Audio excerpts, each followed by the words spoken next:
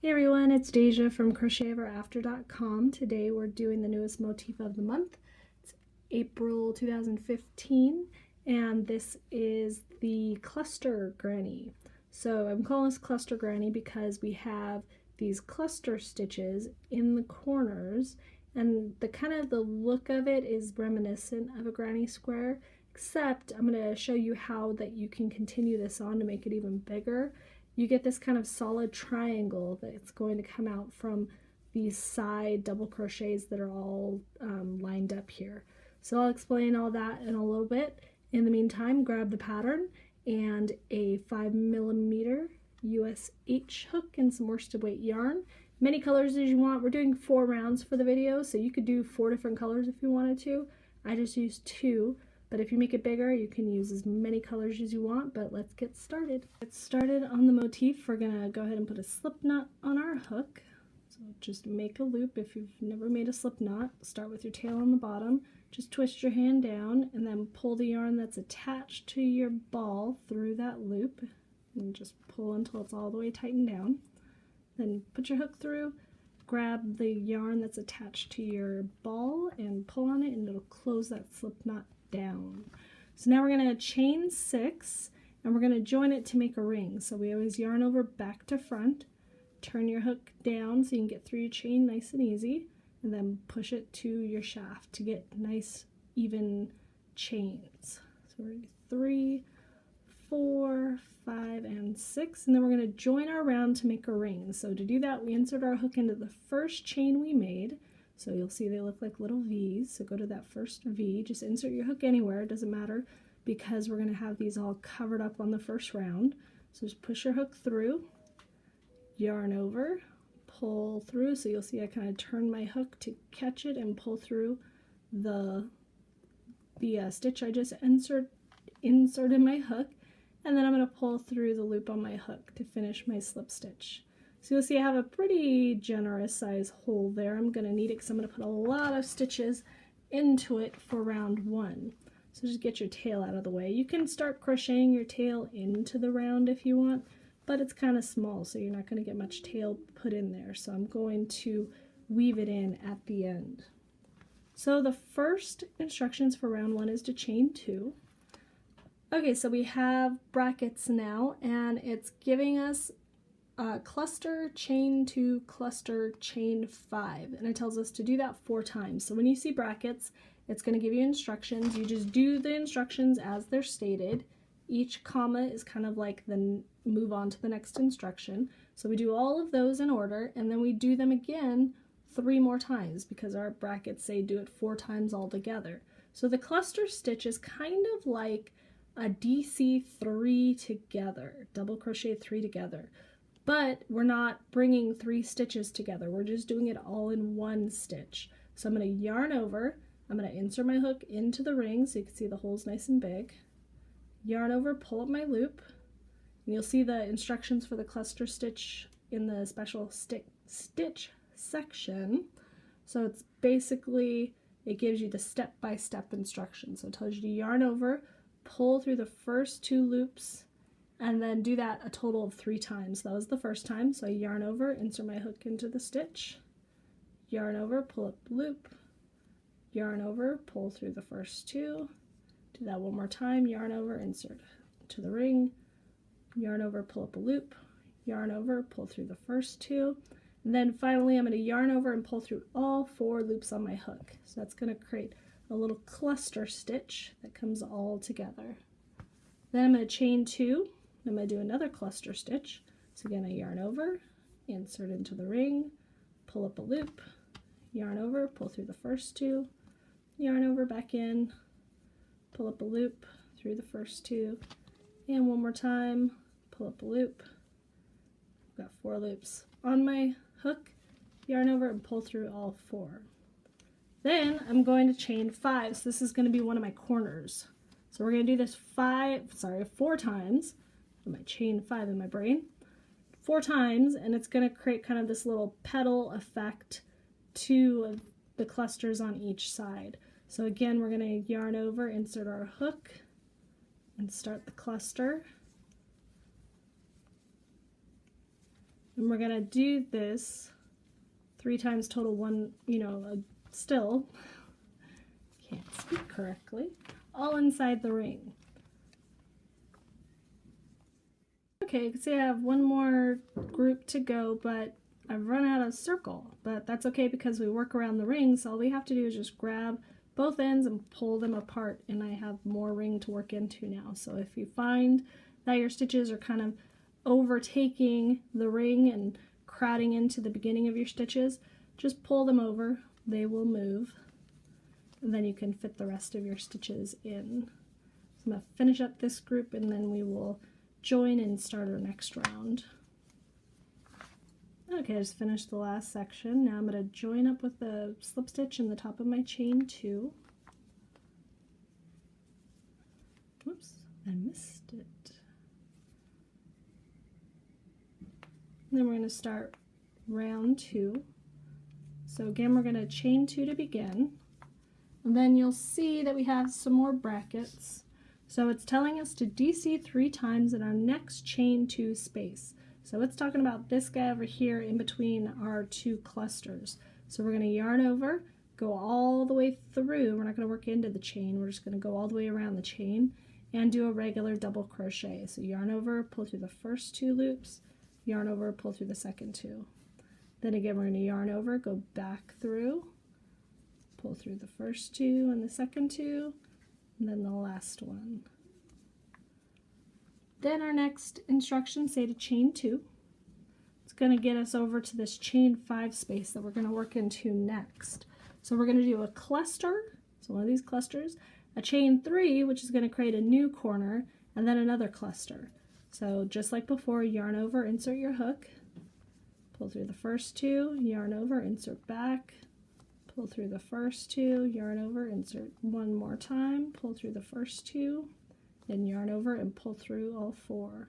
So you see that I always turn my hook down when I do that last, well, with any stitch, but definitely with the last stitch, because 4 loops is a little difficult to get through. You'll see that I always turn my hook down when I pull through any stitch. So I point it straight down, it gets me through easier. Because if I don't point it, I'm just going to get stuck. So point it straight down and you'll pull through all 4 nice and easy. Then we're going to chain 2 again.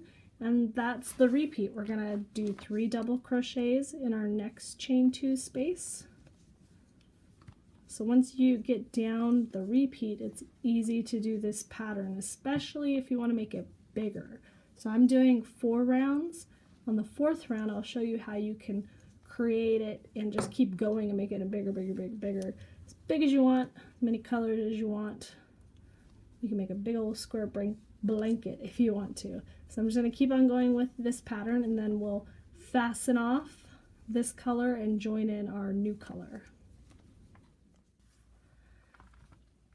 Okay, I finished off the end of the round and did my chain 2, and now I'm going to join with a slip stitch in the top of my other chain 2. And then we're going to fasten off this color because we're going to join in a new color for the rest of the pattern.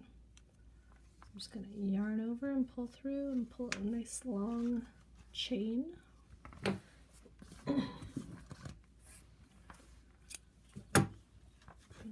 Pull that green out, and I'm going to grab some blue.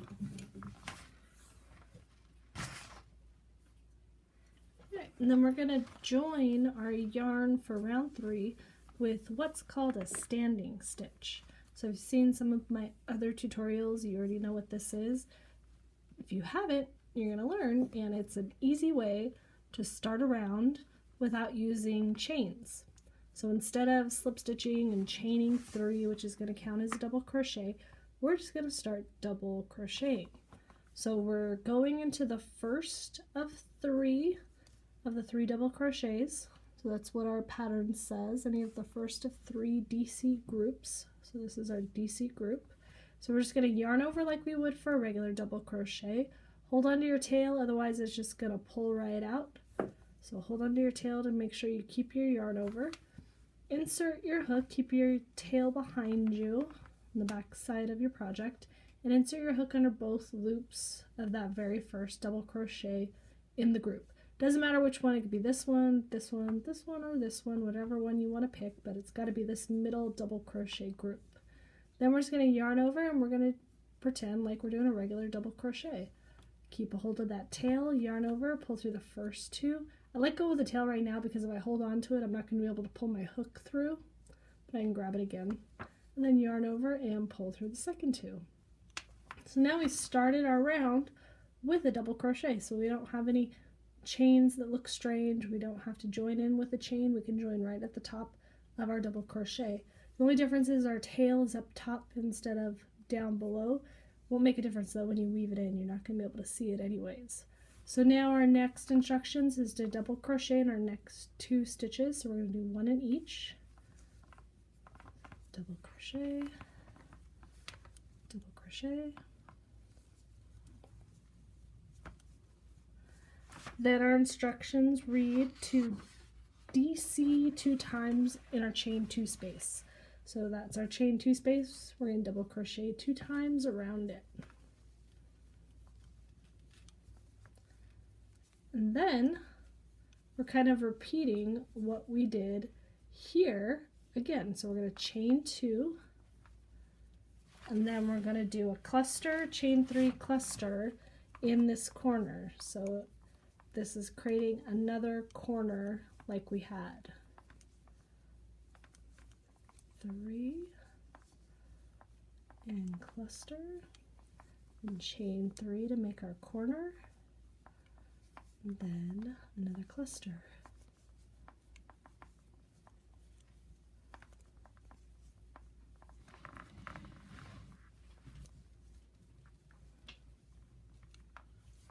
Then we're going to chain 2 again, get back over to that next chain 2 space and do some double crochets in there. So we'll do 2 in every chain 2 space that we come to, and then we're going to double crochet in every double crochet that we come to. So for this round there's just 3. So we're skipping that chain 2 that we did from the beginning of the round. On round 2 it's not going to count as anything. We're just going to go under the first double crochet of this group of 3. I'm just kind of crocheting around my tail. You can leave it out and weave it in, or crochet around it, whatever you like to do. And then our repeat begins here where we double crochet in that chain 2 space. That's basically just double crocheting in every double crochet, two double crochets in every chain 2 space, and then we're going to chain 2 to get to our corner where we do that corner stitch, cluster, chain 3 cluster. So we're doing that all the way around until we get back over here, and we'll do a little bit different on the end. So just keep working around with the instructions, and then we'll come back and meet up at the end of the round. Oops, that should be a cluster.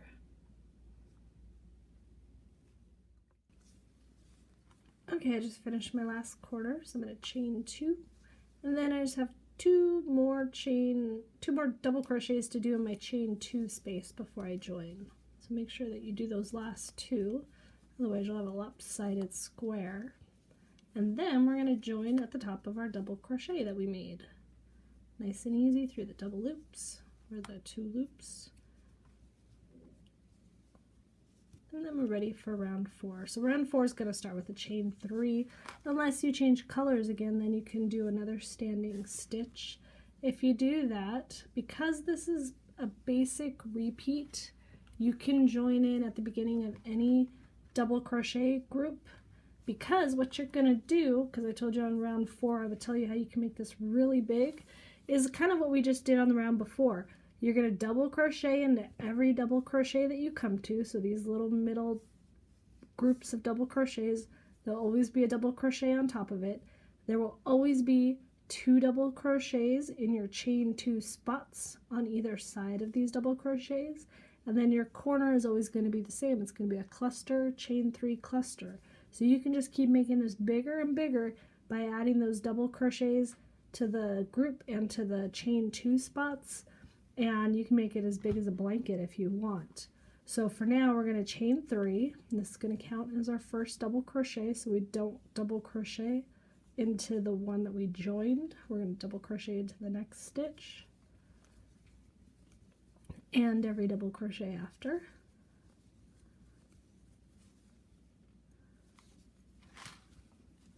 Some slack.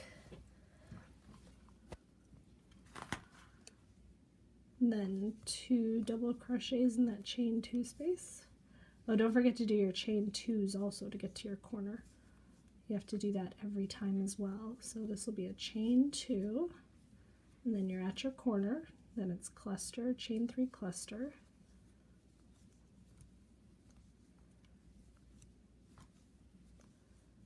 So you could change color every round if you wanted to.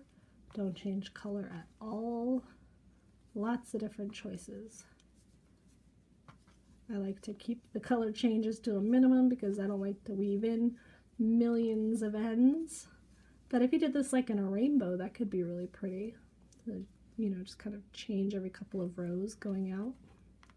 So we'll do 2 here. And then double crochet in every one of these that are below. Should be 7. 5, 7, yep. And we'll continue all the way around to the end with that pattern, and then we'll be done with the motif.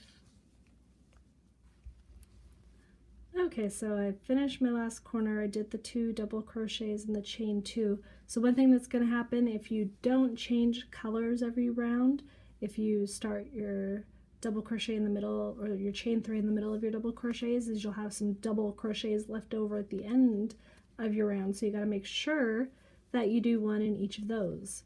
I'm sure you'll figure that out, because if you just join, it's going to look silly. You'll have a big hole, but just to make sure. So I do 2 in those last 2, and then I join up with the top of my chain 3.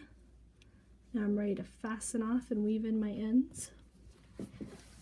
Scissors. So go ahead and weave in my ends. So when you have multiple colors, when you weave in, just make sure that you stay in the color that you are weaving in. It keeps it less likely for them to show through. So you don't want to put your green in your blue, because you might see it poke through the front. So let me go weave this in, and then we'll look at the finished motif. Alright, finished all up, all woven in. Very cute pattern. It's very reminiscent of a granny square, except you don't get the little holes that you get kind of here all the way throughout. As you make it bigger and bigger, this will become like a solid triangle out each side, so it gives it a much different look from the granny square. And these little cluster corners also, you'll see those kind of build out in a single opening with these solid triangles on the end. So it gives a really neat look if you continue the square on. So if you have any questions, leave them below, and thank you for watching.